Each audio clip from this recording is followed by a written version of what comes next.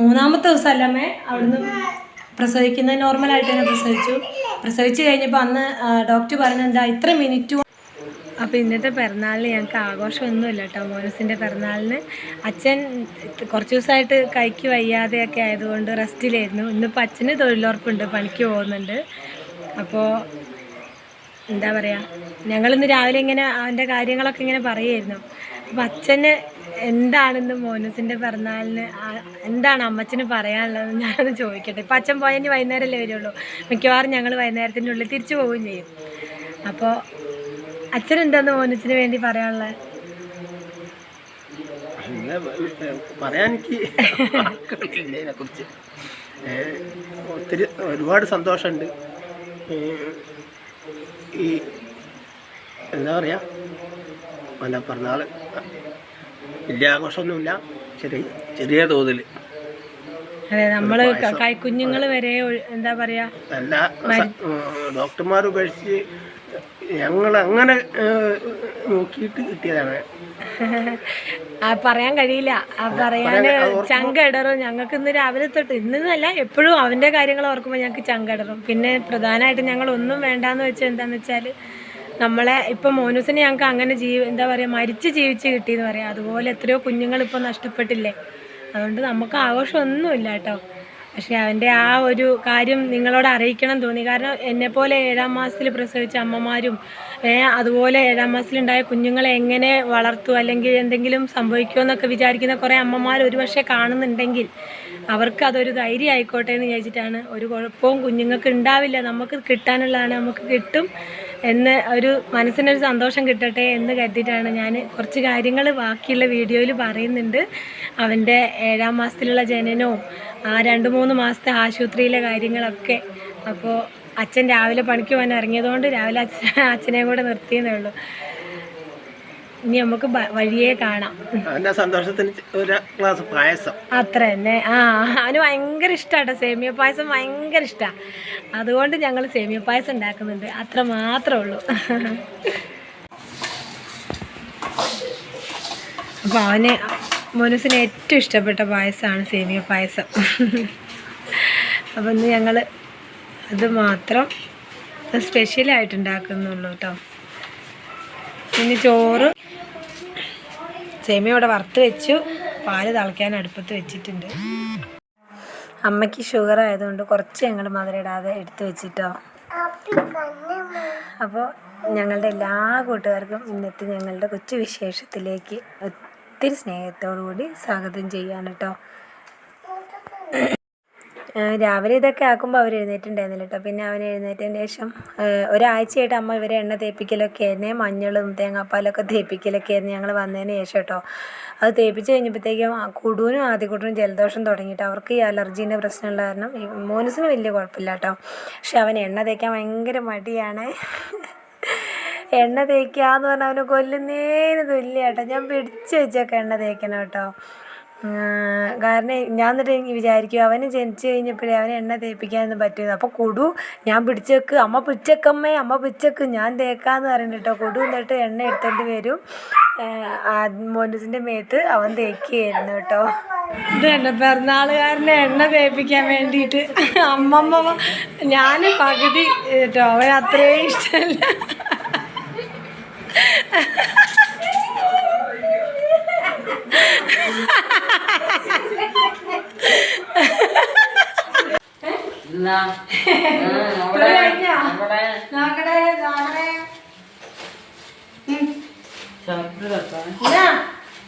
ഇങ്ങോട്ട് വാ.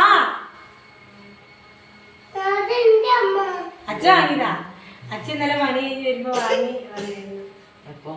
പണി കഴിഞ്ഞ് വരുമ്പോ അച്ഛ വാങ്ങിയിരുന്നു. മോനച്ചിന് കൊടുക്കണം. അല്ല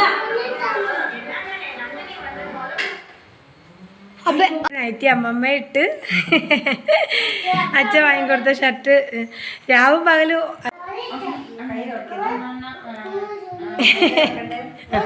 ഒന്ന് കൊടുത്താൽ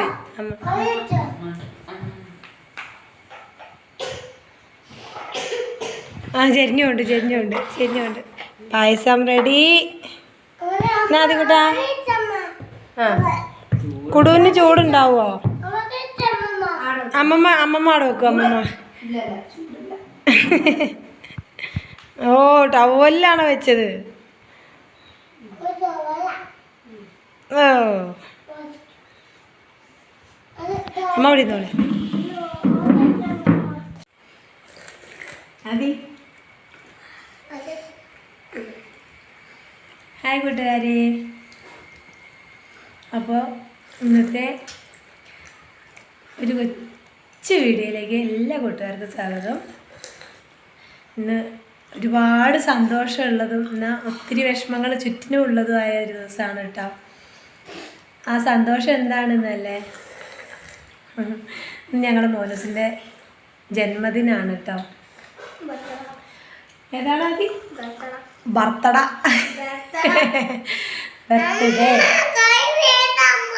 ഓ ആദ്യക്കൂട്ടം കുടു പായസം കുടിക്കുന്ന തിരക്കിലാണ്. അമ്മമ്മ പായസം കൊടുത്ത് പോയത്. അമ്മമ്മയുടെ അമ്മ വിളിക്കാമേ. അപ്പം അത് ഇത് കുടിച്ച് കഴിഞ്ഞിട്ട് ആ ഗ്ലാസ് ഇപ്പൊ തട്ടും. ആ ഗ്ലാസ് കണ്ടിട്ടാക്കും. സ്പൂൺ വേണോ? എടുത്തിട്ട് വാ. തുടങ്ങി. ഒരാൾക്ക് എന്തെങ്കിലും വേണമെന്ന് പറഞ്ഞാൽ അടുത്താൾക്കും വേണം. വേണം. അമ്മയ്ക്ക് പനി ജലദോഷം ഒക്കെ തുടങ്ങിയിട്ടുണ്ട്. കുടുവിനെ ആദീനെയും മോനസിനെ ഒരാഴ്ചയായിട്ട് അമ്മ എണ്ണ തേച്ച് മഞ്ഞൾ തേച്ചൊക്കെ കുളിപ്പിക്കലായിരുന്നു. മോനസിന് കുഴപ്പമില്ല കേട്ടോ. പക്ഷേ ആദിക്കും കുടുവിനും ആ വകയായിട്ട് ജലദോഷം. അവർക്ക് തണുപ്പ് പറ്റൂല. ഇന്നെപ്പോലെ തന്നെ കേട്ടോ, അലർജീൻ്റെ ആൾക്കാരാണ്. അപ്പോൾ പറഞ്ഞു ഉപ്പ് തിന്ന് ഒരു സ്പൂണ് കുടു ചേട്ട എടുത്തു. എന്നാൽ ചെല്ലി ചേട്ട എടുത്തു തരും. കുടു ചെല്ലി മോനിച്ച് എടുത്തു തരും. അത് എടുക്കൂല, ഞങ്ങൾ ആരും എടുക്കൂല. അപ്പോൾ എടുത്തിട്ടോ സ്പൂൺ എടുത്തു. ഇല്ല തട്ടൂല കേട്ടോ. ഓ ആദ്യം കുടിക്കുന്ന നോക്കാം കേട്ടോ. അപ്പോൾ മോനൂസിനെ ഉണ്ടല്ലോ, ഞാൻ കുറേ ആയി, ഞങ്ങൾ വയനാട്ടിൽ പോയി വന്നപ്പോൾ തൊട്ട് ഒരു വീഡിയോ ഉണ്ട് പെൻഡിങ്. അതിങ്ങനെ എഡിറ്റ് ചെയ്യാൻ എനിക്കൊരു ഇത് കിട്ടാഞ്ഞിട്ട് ഇങ്ങനെ വെച്ചതായിരുന്നു. പക്ഷെ അത് ഗൂഗിൾ ഫോട്ടോസിലായി പോയി ആ വീഡിയോസൊക്കെ. എനിക്ക് എന്ത് ചെയ്തിട്ടും ഡൗൺലോഡ് ചെയ്യാൻ പറ്റുന്നില്ല കേട്ടോ. ഇല്ല കുടിച്ചില്ല. ആ ഫോട്ടോസ് ഉണ്ട്. വീഡിയോ അപ്പോൾ വീഡിയോ ഡൗൺലോഡ് ചെയ്യാൻ പറ്റുന്നില്ല. പക്ഷേ ഫോട്ടോസ് ഗാലറിയിലുണ്ട്. അപ്പോൾ അത് ഇനിയിപ്പോൾ തൽക്കാലം ഞാനോർത്ത് അത് ഇതിലേക്ക് ആഡ് ചെയ്യാന്ന് കേട്ടോ. അപ്പോൾ വയനാട്ടിൽ ഞങ്ങൾ പോകുമ്പോൾ ഒക്കെ ഞങ്ങളൊരു കൂട്ടുകാരെടുത്ത് പോകാറുണ്ടെന്ന് പറഞ്ഞില്ലേ, അത് ഞങ്ങളന്ന് മെഡിക്കൽ കോളേജിൽ 7ാം മാസത്തിൽ ഡെലിവറി ആയിട്ട് മോനെയും കൊണ്ട് മെഡിക്കൽ കോളേജിൽ ചെല്ലാണ്. ഇവിടുത്തെ ഒരു പ്രൈവറ്റ് ഹോസ്പിറ്റലിൽ നിന്ന് ഡെലിവറി ആവാനായി. പിന്നെ നമ്മൾ വെള്ളമൊക്കെ പോയി നമ്മൾ സീനായിട്ടാണ് ഹോസ്പിറ്റലിലേക്ക് എത്തണത് കേട്ടോ. അപ്പം ഇവിടുന്ന് പോകുമ്പോൾ ഒരു പ്രതീക്ഷയില്ല. ഇവിടുത്തെ ഞങ്ങളിവിടെ ഒരു പ്രൈവറ്റ് ഹോസ്പിറ്റലിൽ നിന്ന് കാണിച്ചത്. അവിടുന്ന് ഡോക്ടേഴ്സ് ഞങ്ങളോട് പറഞ്ഞു കിട്ടൂല, ആരെങ്കിലും ഒരാളെ കിട്ടുള്ളൂ. അപ്പം ഇവരെന്ത് ചെയ്തെന്ന് വെച്ചാൽ നോർമലായിട്ട് പ്രസവിക്കും, അപ്പോൾ പ്രസവിച്ച് പോയിക്കോട്ടെ എന്ന് പറഞ്ഞു. എന്നിട്ട് ഇവിടെ ഇട്ടേക്കായിരുന്നു. നമ്മളെ ഹോസ്പിറ്റലിൽ തന്നെ നിർത്തിയിട്ടോ. അവിടുന്ന് പിന്നെ നമ്മളെ അമ്മയും ഹസ്ബൻഡും മാത്രമേ ഉണ്ടായിരുന്നുള്ളൂ അപ്പം അടുത്ത്. അപ്പം അച്ഛനന്ന് രാത്രിയാട്ടോ ഇങ്ങോട്ട് തിരിച്ചു പോരുന്നത്. അപ്പോൾ അച്ഛൻ രാത്രിയാണ് അവിടെ നിന്ന് ഇങ്ങോട്ട് തിരിച്ചു പോരുന്നത്. അപ്പോൾ പോന്നിട്ട് പെട്ടെന്ന് അങ്ങനെ ഒരു സംഭവം ഉണ്ടാവുമെന്ന് ഓർക്കുന്നില്ല. അതിന് മുമ്പേ മോനെ പ്രഗ്നൻ്റ് ആയി 3 മാസം തൊട്ട് തുടങ്ങിയിട്ട് പ്രശ്നങ്ങൾ തന്നെയായിരുന്നു കേട്ടോ. ഫസ്റ്റ് ടൈമിലൊന്ന് വീണു. അത് പെങ്ങളെ കുട്ടി ഇങ്ങനെ ഹസ്ബൻഡിൻ്റെ പെങ്ങളെ കുട്ടി കേട്ടോ. ഇങ്ങനെ പാറയിൽ ഇങ്ങനെ ഇരിക്കുന്നുണ്ടായിരുന്നു. തുണി എടുക്കാൻ എനിക്ക് എടുക്കാൻ പറ്റുന്നുണ്ടായിരുന്നില്ല. ഇങ്ങനെ ചെറിയൊരു പ്രോബ്ലം ഉള്ളത് ബൈക്കോർണേറ്റീവ് യൂട്രസ് ആയിരുന്നു. അപ്പം അത് പ്രശ്നമാണെന്നുള്ളത് കൊണ്ട് കരുതണം. അപ്പോൾ വെയിറ്റൊന്നും അങ്ങനെ എടുക്കാൻ പാടില്ല എന്നുള്ളത് കൊണ്ട് മോനെയും കൊണ്ട് അവൾ തുണി എടുക്കാൻ പോയ സമയത്ത് പാറയിൽ ഇങ്ങനെ കുഞ്ഞിനെ ഇരുത്തി അവൾ തുണി എടുത്തോണ്ടിരിക്കുന്ന സമയത്ത് ഞാൻ നോക്കുമ്പോൾ ഒരു പാമ്പ്, എന്ത് പാമ്പാന്നൊന്നും അറിയില്ല, പാമ്പ് വരുന്നുണ്ട് പാറയിൽ കൂടെ. നേരെ കുട്ടീൻ്റെ നേരെയാണ് പാമ്പ് വരുന്നത് കേട്ടോ.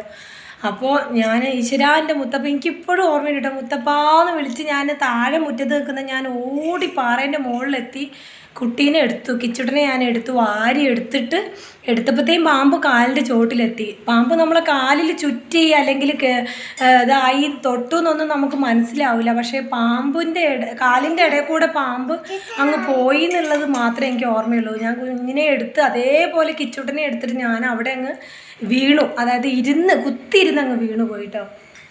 അന്ന് തുടങ്ങിയാണ് ബ്ലീഡിങ്. അന്ന് തുടങ്ങി പിന്നീട് അങ്ങോട്ട് അനങ്ങാൻ പറ്റൂല, എന്താ പറയുക, എവിടെയെങ്കിലും കിടക്കണം, തല കുത്തനെ കിടക്കണം.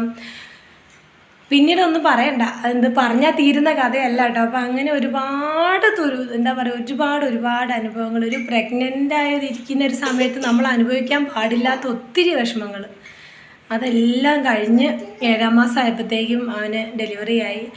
എന്നിട്ട് മെഡിക്കൽ കോളേജിൽ മെഡിക്കൽ കോളേജിൽ ചെന്നപ്പോഴാണ് അവിടുന്ന് അവിടെ 3 ദിവസം നിന്നു കേട്ടോ. മെഡിക്കൽ കോളേജിൽ 3 ദിവസം. 3-ാമത്തെ ദിവസം അല്ലമ്മേ അവിടുന്ന് പ്രസവിക്കുന്നത് നോർമലായിട്ട് തന്നെ പ്രസവിച്ച് കഴിഞ്ഞപ്പോൾ അന്ന് ഡോക്ടർ പറഞ്ഞെന്താ, ഇത്ര മിനിറ്റ് കൊണ്ട് കുഞ്ഞിനെ ICUയിൽ എത്തിക്കണം. അവിടെ അന്ന് ഇത് ലിഫ്റ്റ് വർക്ക് ചെയ്യുന്നില്ല അല്ലേ, ലിഫ്റ്റ് ഒന്നും വർക്ക് ചെയ്യുന്നില്ല. അപ്പോൾ ഈ 5 നില അമ്മേൻ്റെ കയ്യിൽ കുഞ്ഞിനെ എടുത്തു കൊടുത്തു. അമ്മ 5 നില ഓടി കയറി ചെയ്യുന്നത്. ഈ ഓടി പോണ പോക്കിൽ സ്റ്റെപ്പിൻ്റെ ഓടി പോകുമ്പോഴല്ല അല്ലേ, അത് കഴിഞ്ഞിട്ട് അങ്ങാണ്ടാണ് സ്കാനിങ്ങിന് കൊണ്ടുപോകുമ്പോൾ അമ്മ കുഞ്ഞിനെയും കൊണ്ടുപോകുമ്പോൾ അമ്മ ഇന്ന് സ്റ്റെപ്പിൻ്റെ മുകളിൽ നിന്ന് വീണു. അവിടുന്ന് അവനെ തമ്പുരാൻ രക്ഷപ്പെടുത്തിയിട്ടോ. ഇങ്ങനെ ഈ ICUയിൽ നമ്മൾ ഇത്ര സമയത്തിനുള്ളിൽ എത്തിക്കണം എന്ന് പറഞ്ഞാൽ എത്തിച്ചോന്നൊന്നും ഞങ്ങൾക്ക് ഓർമ്മയില്ല. എന്താണെങ്കിലും ഓടി, എനിക്കതൊന്നും ഓർമ്മയില്ല കേട്ടോ ആ സമയത്ത്. പക്ഷെ അന്ന് മെഡിക്കൽ കോളേജിൽ പ്രസവിച്ച അമ്മമാരെ ഒറ്റ ദിവസം കിടത്തുള്ളൂ.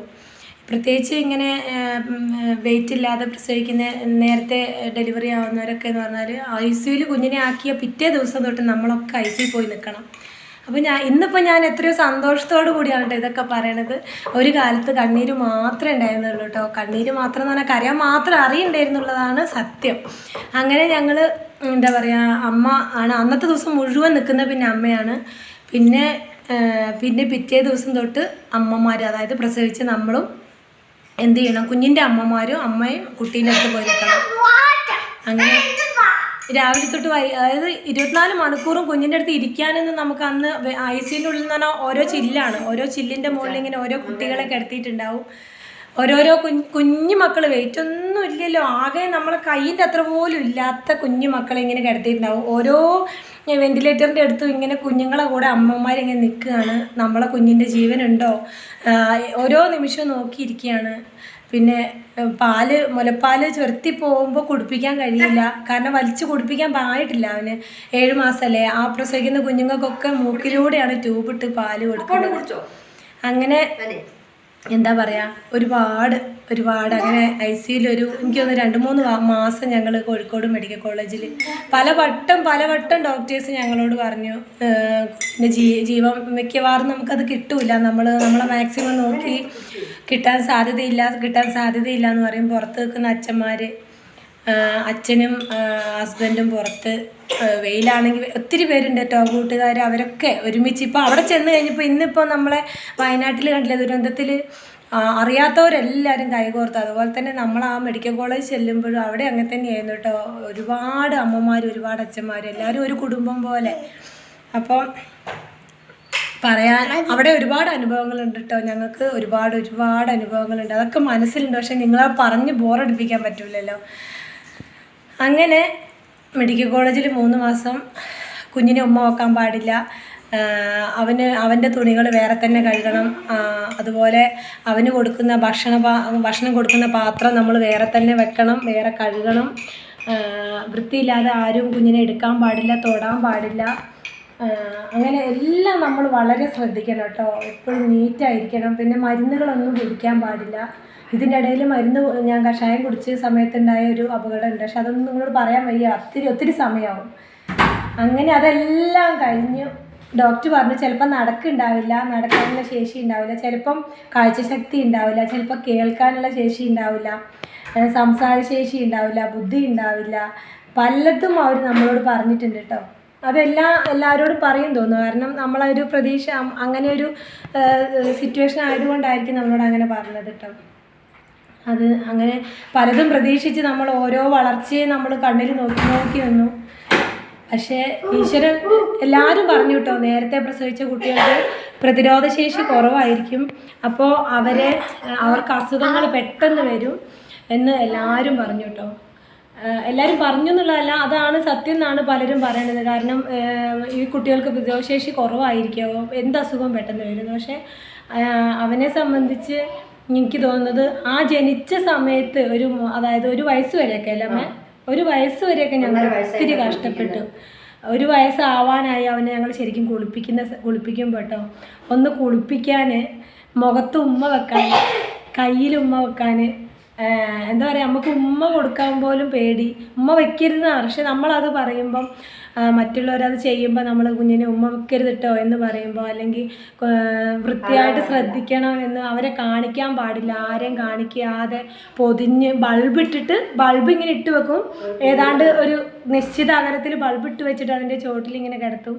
അപ്പോൾ ആരെയും കാണിക്കാൻ ആരെയും വീട്ടിലേക്ക് വരുത്താതെ അങ്ങനെയൊക്കെ നമ്മൾ നിൽക്കുമ്പം ഒരുപാട് നമ്മളെ ചേർത്ത് നിർത്തേണ്ടി വരും. അതായത് അത് ശരിയാണ്, അവൻ്റെ ജീവന് വേണ്ടിയിട്ട് അല്ലെങ്കിൽ അവനെ സംരക്ഷിക്കാൻ വേണ്ടിയിട്ടാണെന്ന് ചിന്തിക്കേണ്ടവർ പോലും നമ്മളെ ഒത്തിരി എന്താ പറയുക വെറുക്കപ്പെട്ടിട്ടുണ്ട്. പക്ഷേ ഇന്ന് അതിലൊട്ടും സങ്കടമില്ല കേട്ടോ. നമ്മളതുപോലെ എന്താ പറയുക എല്ലാത്തിനോടും പൊരുതി അങ്ങനെ ആയതുകൊണ്ട് ഇന്ന് അവന് അത് കഴിഞ്ഞിട്ട് പിന്നെ അധികം അസുഖങ്ങൾ അവന് വന്നിട്ടില്ല. ഈ 2 പേരെ സംബന്ധിച്ചിട്ട് അവനാണ് അസുഖം കുറവ് അല്ലേ.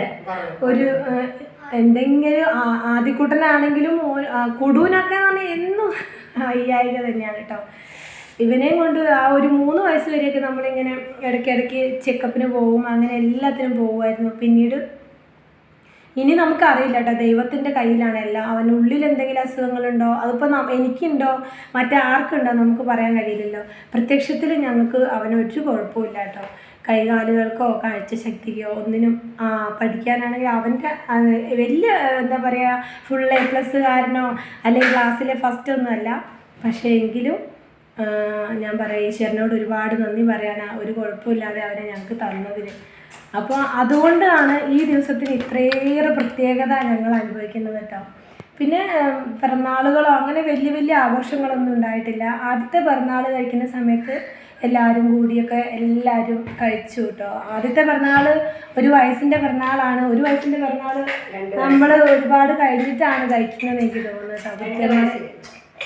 കൃത്യമായിട്ട് ഓർമ്മയൊന്നുമില്ല, കാരണം ഒരുപാട് പേരെ വിളിക്കാനും വീട്ടിൽ വരുത്താനൊക്കെ പേടിയായിരുന്നത് കൊണ്ട്.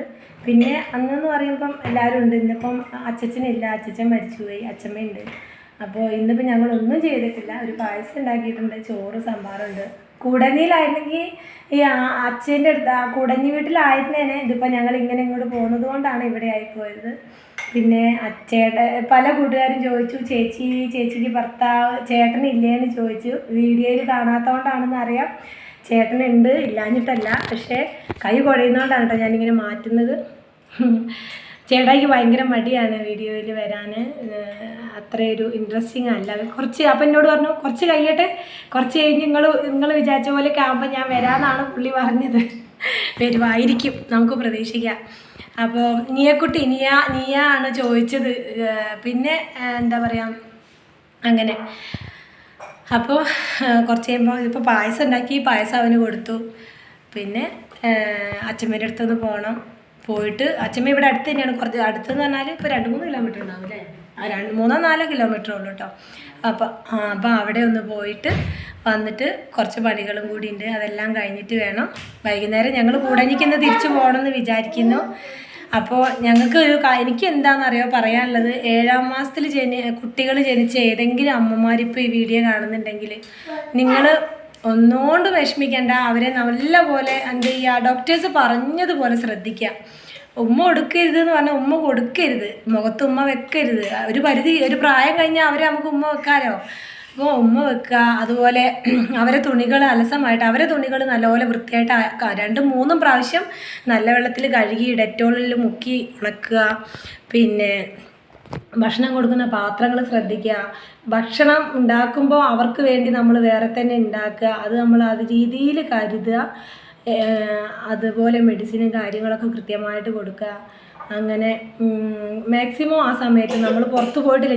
എനിക്ക് ഇതെന്താ കുടു എനിക്കൊരു പൊട്ട് കൊണ്ടുവന്ന് തൊട്ടെന്ന് കേട്ടോ.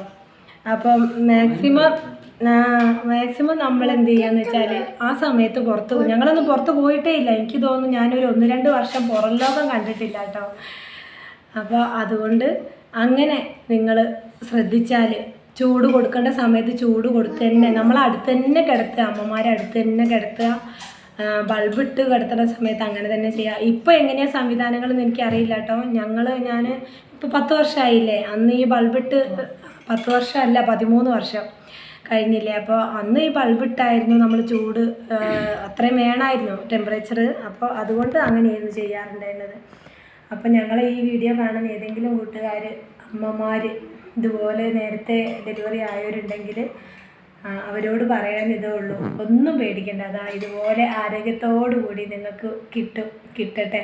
നമ്മുടെ ലോകത്ത് ഒരുപാട് കുഞ്ഞുങ്ങളിപ്പോൾ നഷ്ടപ്പെട്ടുകൊണ്ടിരിക്കുകയാണ്. അപ്പം ഞാൻ അവരോട് പറഞ്ഞു, നമുക്കൊരു ആഘോഷമില്ല മോറ്റാ. കാരണം ഒത്തിരി കുഞ്ഞുങ്ങൾ നമുക്ക് ഇപ്പം നമ്മൾ ഇപ്പം അവൻ്റെ ജീവൻ അന്ന് ബൽരാജ് മെഡിക്കൽ കോളേജിലെ പീഡിയാട്രിക്സ് വിഭാഗത്തിൻ്റെ പ്രൊഫസർ എന്ന് പറയുന്നത് ഡോക്ടർ ബൽരാജ് ആയിരുന്നു കേട്ടോ. അപ്പോൾ അന്ന് ബൽരാജ് സാറ് ലാസ്റ്റായിട്ട് ഒരു ദിവസം ഇവനെ നോക്കാൻ വന്നു. അതായത് എല്ലാ കുട്ടികളും രാവിലെ വരും നേഴ്സുമാർ, കുട്ടികൾ ജീവൻ നോക്കാനും ഒക്കെ ഓരോരോ അതിൻ്റെ ഉള്ളിൽ പല അനുഭവങ്ങളുണ്ട് കേട്ടോ. നമ്മൾ ഓക്സിജൻ കൊടുത്തിട്ട് സിസ്റ്റർമാർ വരുമ്പം അത് മരിച്ച കുട്ടിയാണ് ഇനി കൊടുക്കണ്ട അങ്ങനെയൊക്കെ പറയുന്ന ഒരുപാട് അനുഭവങ്ങളുണ്ട് കേട്ടോ.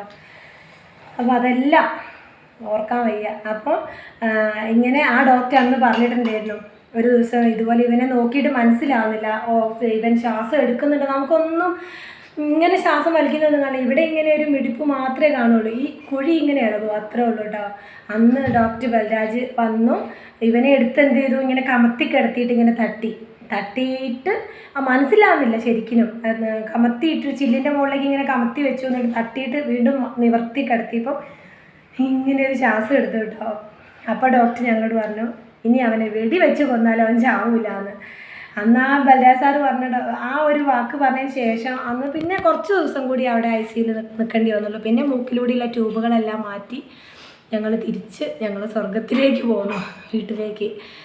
പക്ഷേ ഇവ മാത്രമേ ഉള്ളൂ കേട്ടോ അങ്ങനെ ഒരു ബുദ്ധിമുട്ട്. കാരണം നമ്മൾ അങ്ങനെ ഫസ്റ്റ് ടൈം നമുക്കൊരു വീഴ്ച, പിന്നീടുള്ള ഒരുപാട് പ്രശ്നങ്ങൾ, അങ്ങനെ ഇവ മാത്രമേ ഉള്ളൂ കേട്ടോ നേരത്തെ ഡെലിവറി ആയത്. പിന്നീട് എനിക്കൊരു ആഗ്രഹമായിരുന്നു, പണിയൊക്കെ എടുത്ത് ഗർഭിണിയായിരിക്കുന്ന സമയത്ത് പണിയെടുത്ത് നല്ലപോലെ പണിയെടുത്ത് പ്രസവിക്കണം. ചില അമ്മമാർ എവിടെ കിടക്കണം എന്ന് ആഗ്രഹിക്കും, പക്ഷെ എനിക്ക് ഭയങ്കര ആഗ്രഹമായിരുന്നു എല്ലാ പണിയെടുത്ത് നടന്നിട്ട് പ്രസവിക്കണം എന്നുള്ളത്. അത് 2 പേരിൽ സാധിച്ചു കേട്ടോ. ആദ്യക്കുട്ടൻ്റെയിലും ഞങ്ങൾ കുറച്ച് റെസ്റ്റ് എടുക്കേണ്ടി വന്നു. പക്ഷേ കൊടുവിൻ്റെന് ഇവിടുന്ന് പ്രസവിക്കാൻ പോകണം അന്ന് വരെ നിലത്ത് വരെ കിടന്ന് വെള്ളം തുടച്ച് അത്ര ഇതാക്കിയിട്ടാണ് പോയത്. പക്ഷെ അവരിതിനൊക്കെ പോവുക, നേരെ നമ്മൾ ലേബർ റൂമിലേക്ക് പോകണു, പ്രസവിക്കുന്നു, 3-ാമത്തെ ദിവസം വീട്ടിൽ വരുന്നു എന്നുള്ള രീതിയിലായിരുന്നു കേട്ടോ. അപ്പോൾ എന്നിട്ട് ഞങ്ങളിനി ഇന്ന് പറഞ്ഞിരുന്നു, ഇത്രയും നേരം കേൾക്കാനുള്ള മനസ്സിൽ ഉണ്ടാവില്ല. എന്തായാലും ഞങ്ങൾ പോയിട്ട് വരാം. അന്ന് മെഡിക്കൽ കോളേജിൽ നമ്മൾ ഒരുപാട് ആളുകളെ കണ്ടു, ഒരുപാട് സൗഹൃദങ്ങളുണ്ടായിരുന്നു. പക്ഷേ നമ്മൾ എന്താ പറയുക, ഒരു പാത്രത്തിൽ ഒരാൾക്ക് കഞ്ഞിയില്ലെങ്കിൽ ഒരാൾ കൊണ്ടുത്തരും, ഒരാൾക്ക് എന്താ പറയുക ഒന്ന് താഴെ വരെ പോകണമെന്ന് ടോയ്ലറ്റിൽ പോകണമെങ്കിൽ കുഞ്ഞിൻ്റെ അടുത്ത് ഞാൻ നിന്നോളാം, അങ്ങനെയൊക്കെ പറഞ്ഞ് നമ്മൾ ആശുപത്രിയിൽ നിന്ന് ഒരു വല്ലാത്തൊരു ബന്ധം ഉണ്ടാവുമല്ലോ. അതുപോലെ ഉണ്ടായ 3 കുടുംബങ്ങളാണ് കേട്ടോ ഇത്. ഒന്ന് നവാസ്ഖാൻ്റെ ഫാമിലി, ഒന്ന് അനീഷേട്ടൻ്റെ ഫാമിലി, ഞങ്ങളും കേട്ടോ. അപ്പോൾ എല്ലാ വർഷവും കഴിയുന്നതും പറ്റുന്ന വർഷങ്ങളിൽ ഞങ്ങൾ വയനാട്ടിൽ കയറി അവരെ കണ്ടിട്ടേ ഞങ്ങൾ ഇറങ്ങി പോരാറുള്ളൂ കേട്ടോ. ഈ വീഡിയോസ് എൻ്റെ ഗൂഗിളിലുണ്ട്, പക്ഷേ എനിക്ക് ഡൗൺലോഡ് ചെയ്ത് കിട്ടുന്നില്ല, എന്നിട്ട് ഞാൻ സ്ക്രീൻഷോട്ട് എടുത്തിട്ടതാണ്. അപ്പോൾ അനീഷേട്ടൻ്റെ മോളും നമ്മുടെ മോനൂസും അതുപോലെ തന്നെ നവാസ്ഖാൻ്റെ മോനും, അവർ 3 പേരും ഏതാണ്ട് ഈ ഒരു സമയത്താണ് കേട്ടോ. അവരെ ദിവസം എനിക്ക് കൃത്യമായിട്ട് ഓർമ്മയില്ല. അപ്പം എന്താണെങ്കിലും ഞങ്ങളെ മക്കൾക്ക് അവർക്കും ഈ ഒരു വേളയിൽ ഞാൻ ജന്മദിനം ആശംസിക്കുകയാണ്.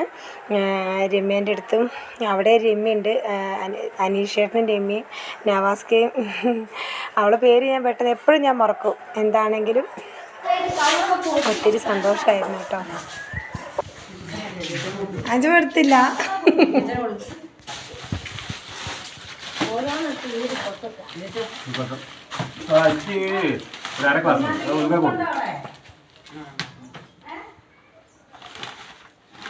ഒരു ഗ്ലാസ് ഉണ്ട്, അര ഗ്ലാസ്.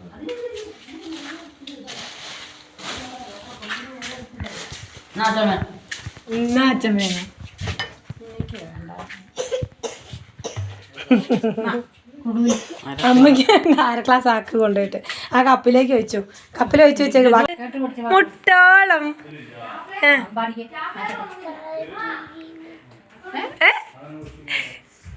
പാട് മുട്ടോളം കേറിയല്ലോ ചോണനുറുമ്പ്. ആ ആരെ ആംഗ്യം കാണിച്ചു കൊടുക്കും ഈ വണ്ടീന്റെ. അപ്പോൾ ഇന്നത്തെ ഞങ്ങളുടെ കൊച്ചു വീഡിയോ കണ്ട് സപ്പോർട്ട് ചെയ്യുന്ന, ഞങ്ങളുടെ സന്തോഷത്തിൽ പങ്കുചേർന്ന എല്ലാ കൂട്ടുകാരോടും ഒരുപാട് സന്തോഷം അറിയിക്കുകയാണ്. എല്ലാവരോടും നിങ്ങളുടെ സപ്പോർട്ടൊന്ന് മാത്രമാണ് നമ്മളിങ്ങനെ പോകാൻ കഴിയണത്. അപ്പോൾ വീഡിയോ കണ്ടിട്ട് ഇഷ്ടമാവുകയാണെങ്കിൽ ഒന്ന് ലൈക്ക് ചെയ്യുക, സബ്സ്ക്രൈബ് ചെയ്യാതെ കാണുന്ന കൂട്ടുകാരനെ ഒന്ന് സബ്സ്ക്രൈബ് ചെയ്യുക. അപ്പോൾ എല്ലാവരോടും ഒരിക്കൽ കൂടി നന്ദി പറയുന്നു. അപ്പോൾ ചൂല് കെട്ടുന്നത് ഈർക്കിൾ ചൂലില്ലേ, ചൂല് കെട്ടുന്ന അറിയാത്തവരാരെങ്കിലും ഉണ്ടെങ്കിൽ പറഞ്ഞോട്ടോ, അമ്മച്ചി പറഞ്ഞു തരുമെന്ന് ഞാൻ ചോദിച്ചു നോക്കാം.